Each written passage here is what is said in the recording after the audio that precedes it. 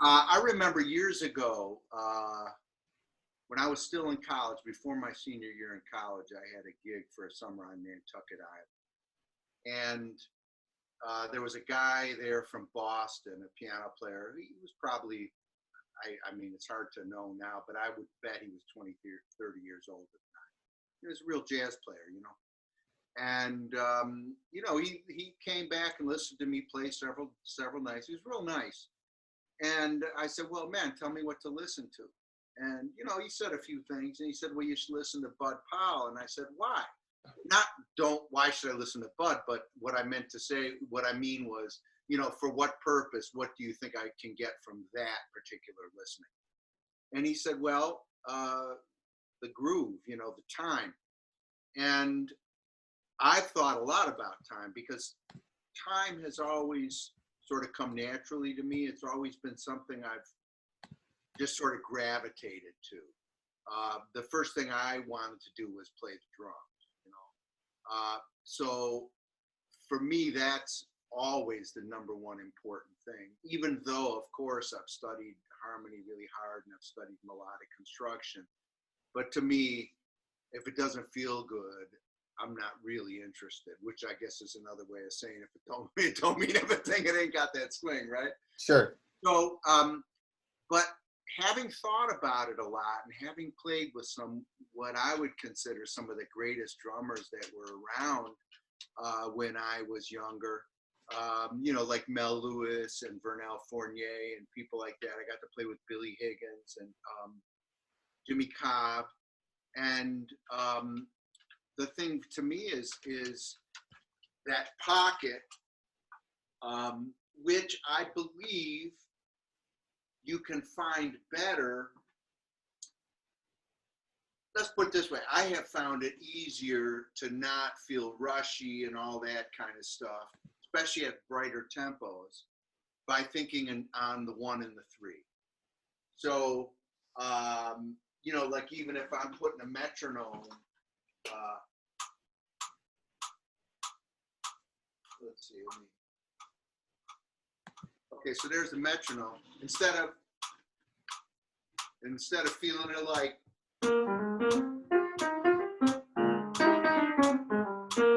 instead of feeling it on 2 and 4, I feel it on 1 and 3.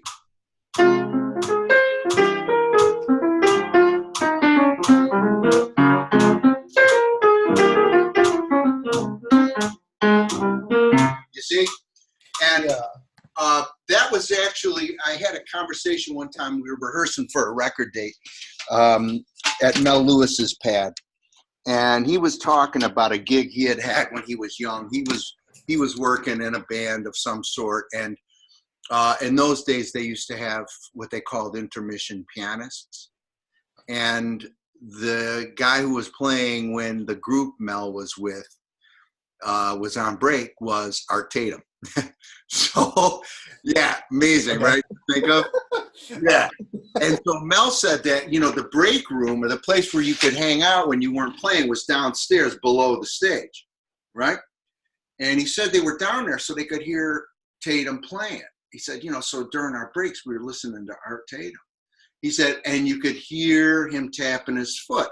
And then he said something almost like a throwaway. He said, and he tapped his foot on 1 and 3 because, of course, that's where the swing is, was the way Mel put it. And then years later, I was playing with Vernel Fournier, and he's from New Orleans. So there's definitely that march feeling. And he was feeling it on 1 and 3. And then I started to think about all the older dudes I played with, mostly like horn players who would kick a tune off, and you know, they have their horn here, and they go 1, 2, 1, 2, 1, 2, 3, right? So they're tapping on the 1 and the 3. And because what it does is it gets you here, like if you're dancing, it's all on the 1 and the 3, right? The snapping is how we react to music, snapping on 2 and 4. But if we're making the music, I really believe we have to think about it like the human body, the left foot and the right foot. I think that's where a real sturdy swing comes from. Now, you know, this is something I realized or was told many years later, and then the dime dropped, and then I started thinking about all the players I played with, the older people, who always kind of counted tunes off that way. And then I thought, you know, I worked for years in a black church, as I think you know, in a Baptist church in Brooklyn. And I remember that's exactly how that stuff was counted off. And that, you know, so it all started to make sense. And so for me, when I feel like time's starting to feel a little funny or a little jumpy, especially at bright tempos, I consciously get myself back to the 1 and the 3. So like I noticed I would be playing gigs and I could, you know, be or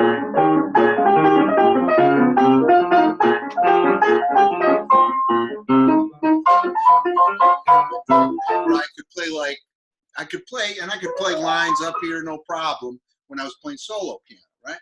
Then I get with cats and we'd play a bright tempo and I couldn't make it. Yeah, that's been so like here, I'm gonna you know, I think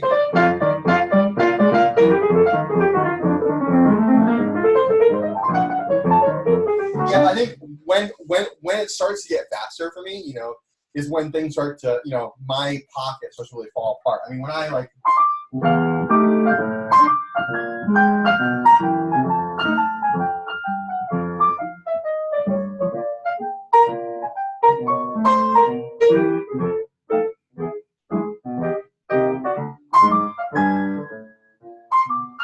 then like once we start like blazing, you know, things just like for me really start right. Well, okay, so what was the difference? Why could I play real fast tempos and play lines and stuff when I was playing solo gigs, but it was harder when I was playing with a band? Because on the solo gig, I'm going 1, 3, 1, 3, 1, 3, 1, 3. Right? you're laying that foundation in that way. And when I'm playing with the cats, I'm trying to tap on 1 and 4. So do you know the term a show 2 beat? I do not.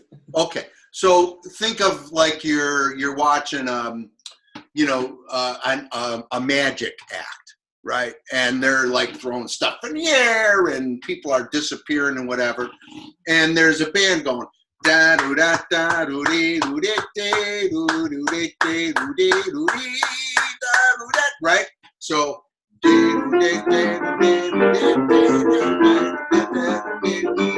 1, 2, 1, 2, 1, 2, 1, 2. Even though the tempo is 1, 2, 3, 4, 1, 2, 3, 4, 1, 2, 3, 4. Sure.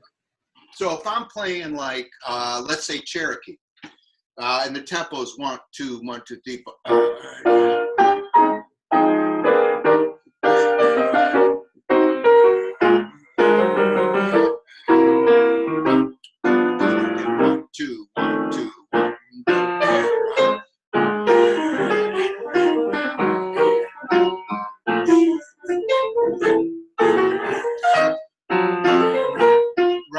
Do that because I'm grounded in the 1 and the 3. Whereas if I'm trying to tap on 1, 2, 3, 4, it gets way more difficult.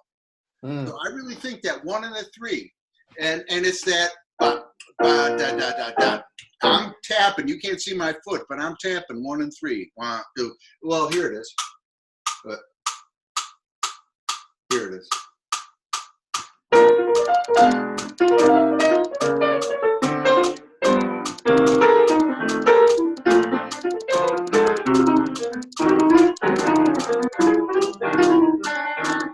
Right? And if you do that, if you can feel that 1 and the 3, and you're playing,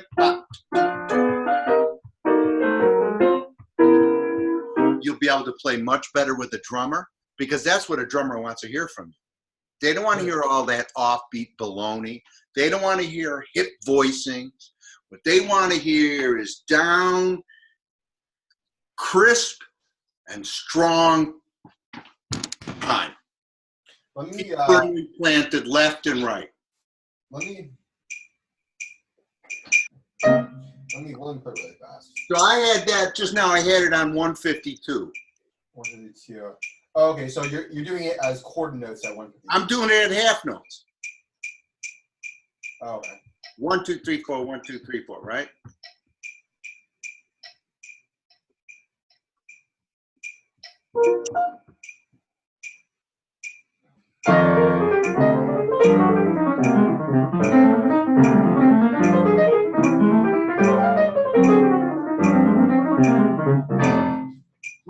now I still see you bouncing on all four. Yeah. It's real easy. Try it again. So I want to feel the 1 and the 3, right? Yeah.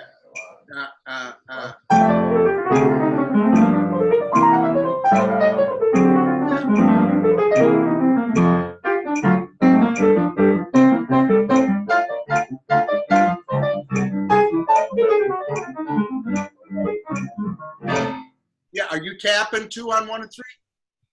I'm using the metronome, but I'm not tapping my feet. Tap on 1 and 3. Try to put it in your body by tapping on 1 and 3. No, here you seem to have it on. Those are whole notes. Yeah. So have it on dot dot dot. Right now.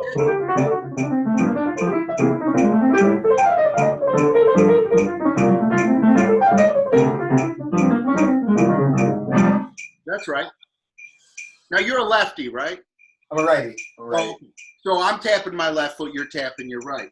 And I'll tell you what, man. You take an evening on a Monday, go down to the Vanguard and watch that band, and watch the saxophone section when they're playing a bright tempo saxophone solo.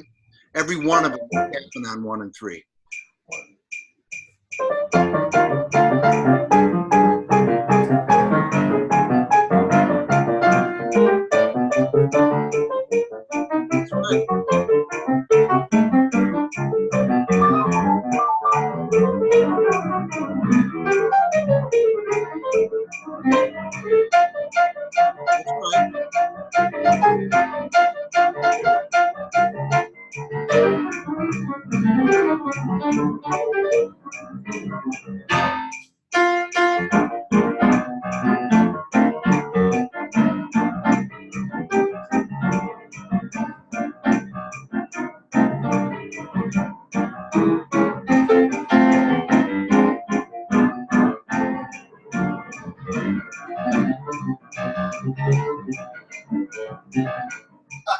Okay, now try this. Try this. Let's, what I like, if you listen to Bud, you'll hear that he's doing a lot of stuff where he's just like, let's say playing I Got Rhythm, right? The key of B flat. Sure. So pretty much through the whole A section, you can play an F.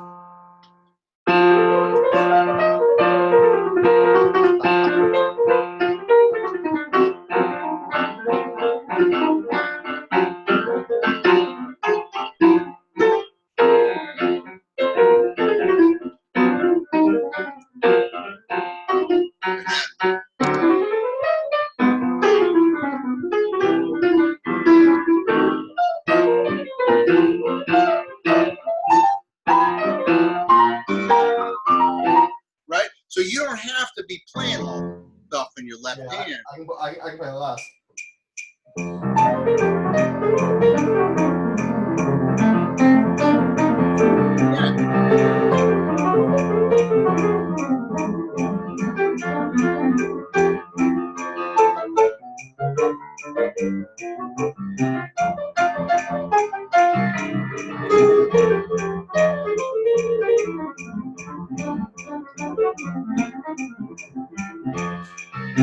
That sounds like you got it.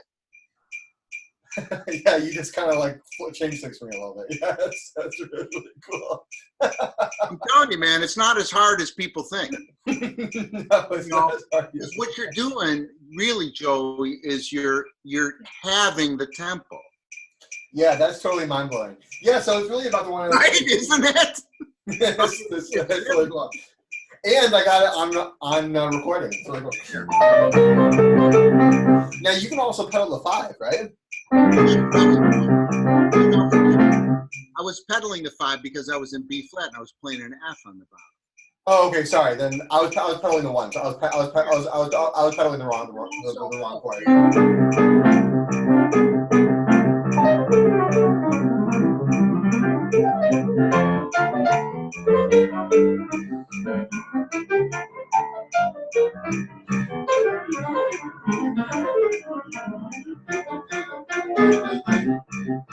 Okay, so now let's say you're thinking, well, we're still thinking about I got rhythm, right? We're in B. Sure. So mostly that 1-6-2-5 business is about one, not one, right?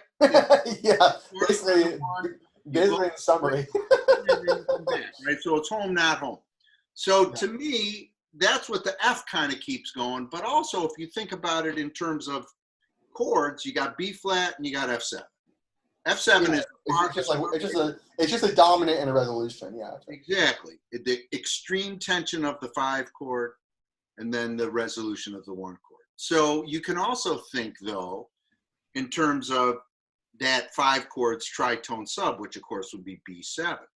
So what I like to do is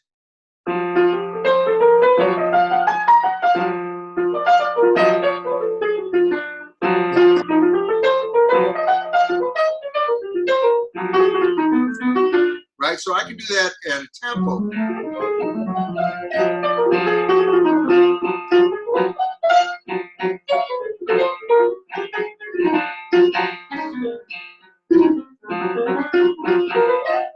And if you listen to Bud or you listen to Sonny Clark or any of those guys, you'll hear them doing that.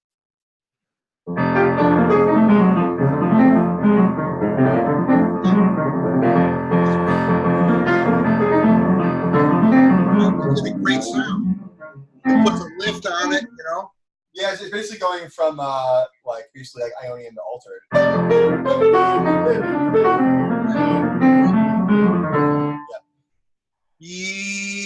Yeah, that's right. That's right. Yeah, yeah. You could do it as an alter. You could, yeah, that you certainly can. Or you can use also. Well, let's see. What would this be?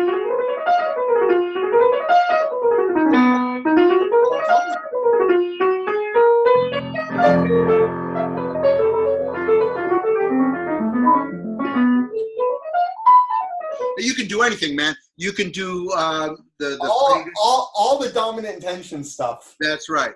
All so Ionian the altered, Ionian the whole tone. That's right.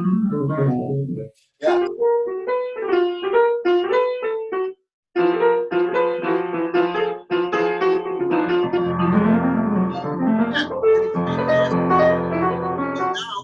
Now you know that harmony.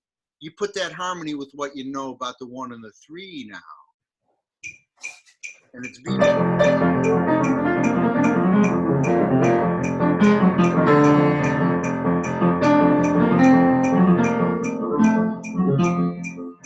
Yeah, but one thing I would say, you're going like this. Yeah, it's too much. Yeah, it's too much. Those are quarter notes. Play half notes, or even whole notes. There you go.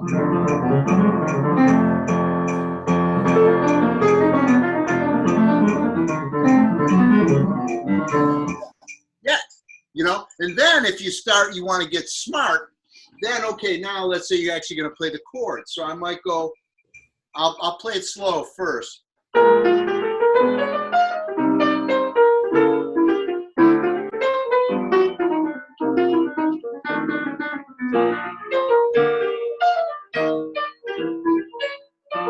Right, so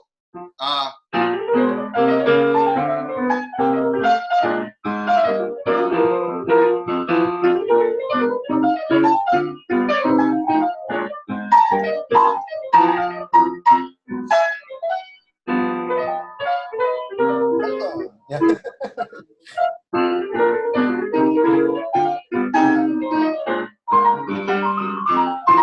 And it's not hard.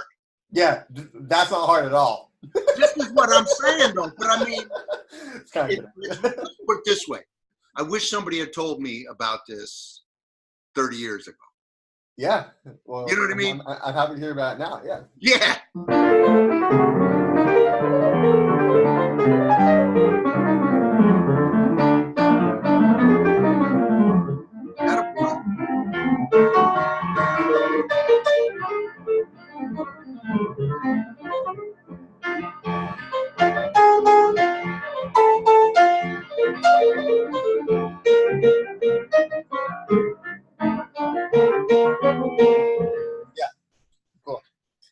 it, man.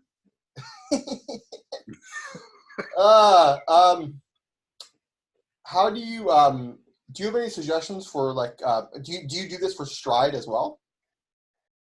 Well, I mean, in terms of the tapping on the one of the Yeah. three, You do I sometimes employ it or sometimes I don't, but it's definitely still off the one and the three, whether I'm actually tapping on it or not.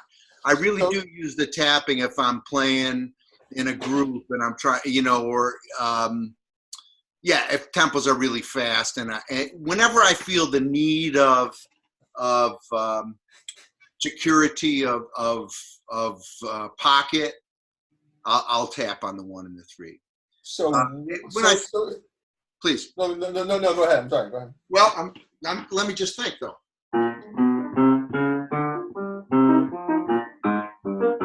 Yeah, I guess I do.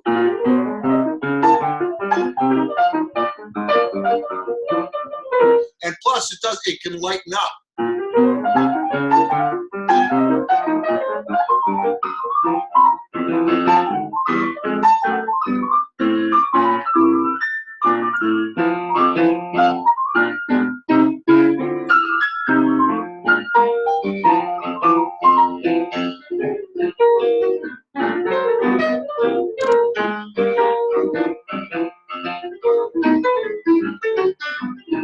You did that. Okay.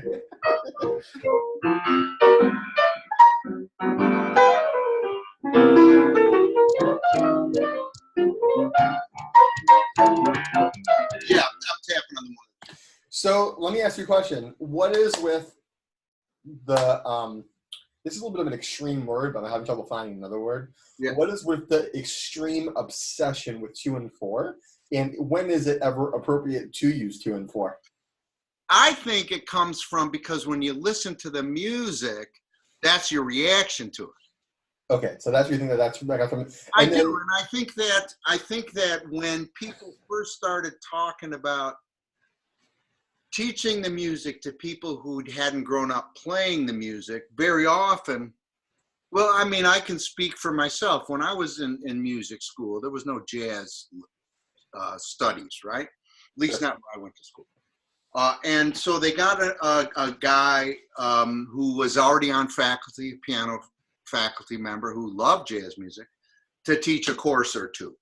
And I think that it very often happened that it was right around the time when Bill Evans, I think, was in his real prime, that people started thinking about teaching jazz in schools. So speaking just pianistically, I think what happened was that teachers heard Bill, and they heard him voicing stuff up here, doing these kind of like, you know, voicings around the middle of the piano, and they could hear the hi-hat, and they thought that's how you played jazz music. But to me, what Bill was doing was playing the hi-hat, yeah, the one and the three that he was hearing. Sure. You know, so it's a discrepancy between what we play and what we feel and what we actually hear from the recording. Bingo. And there's a really big difference. I think so, and I think those were the people, since they were there sort of at the jump of jazz education. Sure. Those were the people who wrote the books, and those were the people who became famous jazz educators, who therefore got to sort of spread that baloney. It's the same thing with what happened, I think, with Scott LaFaro. You know, I mean, Scott LaFaro was a thumper who could play an honest-to-God quarter note, but because he was doing that stuff he was doing with Bill, all of a sudden, bass players started to think that you were supposed to play way up high and, you know, with a low action and all that stuff. But no, that's not where LaFaro was coming from. It's where he got to. But I don't think that's ever a place to jump off from. Well, Pete, I think that, you know, this is a very telling, basically, summary of the whole, I guess, debate between 1 and 3 and 2 and 4. Yeah, I really think that's what it comes down to. And you know what, man? It's not just that. Let's talk about, for example, I remember I was in Japan and playing with this really nice drummer. Guy who played beautiful, Japanese dude. Beautiful ride beat, really listening. He comped great on the snare. but there was this certain top heaviness to the feeling. It never really felt like there was any real butt to the beat, you know? And it turned out it was because he wasn't feathering the bass drum, right? And here was a guy who'd listened to a ton of music. But the problem is, if you listen to, say, a Miles record with, you know, that great quintet with Philly Joe and Paul Chambers, Philly Joe is playing 4/4 on the bass drum, but you can't hear it because what you can hear is Paul Chambers. But if you're on the bandstand or in the club, you could sure feel it, that feathering of the bass drum. So there's an example of people not understanding something because they'd only heard it on a record. They never went and sat behind a great drummer at a club in New York. So that's why I always most respect musicians that have come through New York, because there's a certain, you know, you really got to have all the bases covered in New York if you want to, you know, actually play. So, and that's why Purchase is so awesome. Just to do a plug, because I know that we're recording this, and that's why Purchase is so awesome, because it is a great place to learn all this stuff right smack in the heat of it all. Because because you're so close to all the action, you know. And are working in New York playing. I know, it's so amazing. Yeah. Pete, man, thank you so much, man. I'm going to. This was a pleasure. Yeah.